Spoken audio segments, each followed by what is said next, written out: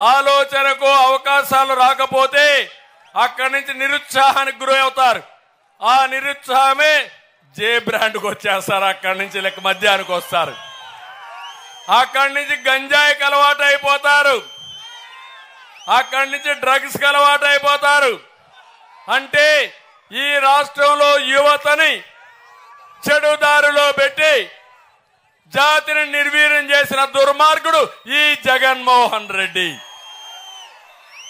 నేను అడుగుతున్నా మిమ్మల్ని అందరూ, నేను చెప్పిన 5 పాయింట్లు వాస్తవనా కాదా?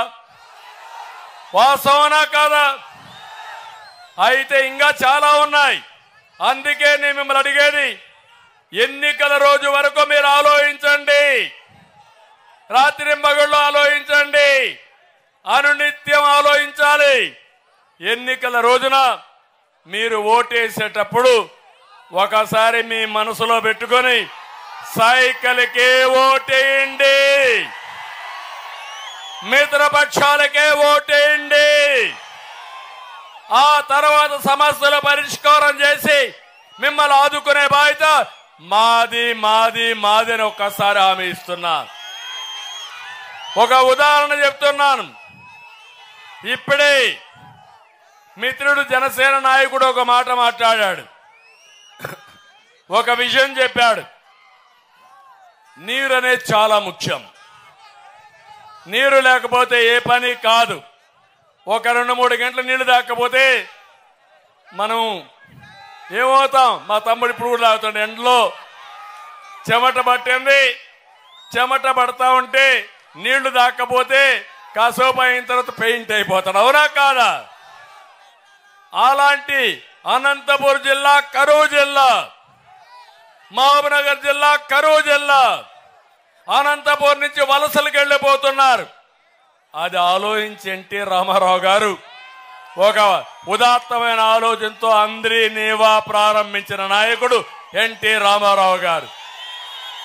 కృష్ణా జలాలు రావాలి, ఈ అనంతపురం జిల్లా బాగుపడాలని ఆలోచిస్తే 2014 అంత మనము కూడా చేశాం. కానీ 2014లో జీడిపల్లి పూర్తి చేసి, చెర్లోపల్లి పూర్తి చేసి, మారాల పూర్తి చేసి, కడాన ఇక్కడ కియా మోటార్ కోసం గొల్లపల్లి కూడా పూర్తి చేసిన పార్టీ తెలుగుదేశం పార్టీ.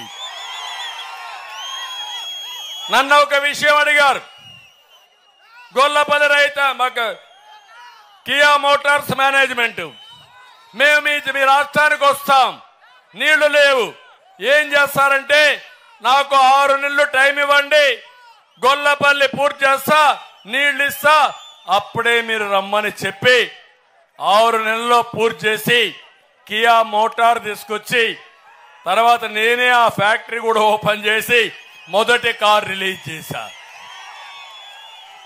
అవునా కాదా? ఇవి మీ కళ్ళ ముందర జరిగాయా లేదా? జరిగిందా లేదా? మీరు కూడా నాకు ఇంకొక పక్క ఆలోచించండి. నేను వచ్చినప్పుడంతా కూడా కాలువ పనులు పూర్తి చేయడం, రిజర్వాయర్లు పూర్తి చేయడం, ఇక్కడే పేరూరు ఉంటే పేరూరుకు కూడా నీళ్లు తీసుకురావాలనుకోవడం, జిల్లాలో ప్రతి ఒక్క ఎకరాకు నీళ్లు ఇవ్వాలని, ప్రతి ఒక్క చెరువుకు నీళ్లు నింపాలని ప్రయత్నం చేసి అది నా తప్ప అని మిమ్మల్ని అడుగుతున్నా. అదే సమయంలో అనంతపురంలో పండ్ల తోటలు బాగా వస్తాయి, కూరగాయలు బాగా వస్తాయి. అనంతపురంలో ఇవి వండిస్తే ప్రపంచానికి సరఫరా చేసే శక్తి మీకుంటుంది. డ్రిప్ ఇరిగేషన్ 90% సబ్సిడీతో ఇచ్చా, రైతులకు రాయితీలు ఇచ్చా, ఒక్కొక్క రైతు కోట్ల రూపాయలు సంపాదించే స్థాయికి ఎదిగారు. తమ్ముళ్ళు ఈ రోజు అవన్నీ ఉన్నాయా అని అడుగుతున్నా, కుంటుబడ్డాయా లేదని అడుగుతున్నా. నేను చెక్ డ్యాములు కట్టించాను, జ్ఞాపకం ఉందా మీకు? పంట కుంటలు దోవించాను, జ్ఞాపకం ఉందా మీకు? అది నా దూరదృష్టి. దురదృష్టవశాత్తు మీరంతా 2019లో పోటుగాడు వస్తాడు ఇంకా ఎక్కువ చేస్తాడనుకొని మోసపోయారు. అందుకే మీరు ఒకసారి చూస్తే సీమలో ఉండే మీరందరూ ఆలోచించుకోవాలి. 52 సీట్లకు గాను 49 సీట్లు వైఎస్ఆర్ కాంగ్రెస్ పార్టీని గెలిపించారు. ఏం వరగబెట్టారని అడుగుతున్నా. ఏమన్నా చేశారా?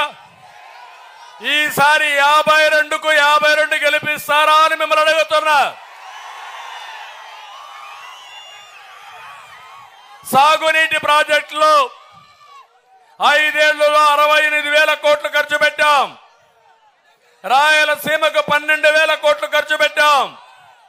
జగన్ 5 ఏళ్లలో 2,000 కోట్లు కూడా ఖర్చు పెట్టలా.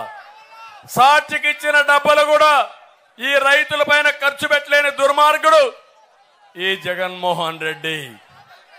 అందుకే నిన్న కూడా చూశారు, ఢిల్లీ సుప్రీంకోర్టు ముట్టికాయలేసింది. ఏ సాక్షి పేపర్ని వాలంటీర్లు చదవమని, దానికి ప్రభుత్వం డబ్బులు ఇస్తే మీరు చేసేది తప్పని ఆ జీవోని కొట్టేసిన ఘనత హైకోర్టు దక్కింది. ఇలాంటి అధికార దుర్వినియోగంతో ముందుకు పోయే పరిస్థితికి వచ్చాడు. అందుకే నేను మిమ్మల్ని అందరినీ విజ్ఞప్తి చేస్తున్నా. అనంతపురంలో 14 అసెంబ్లీలు ఉన్నాయి, 2 పార్లమెంట్లు ఉన్నాయి. అన్ని గెలిపించండి, అభివృద్ధిని ట్రాక్ లో పెడదాం. మీ అభివృద్ధి చేసే బాధ్యత మాది.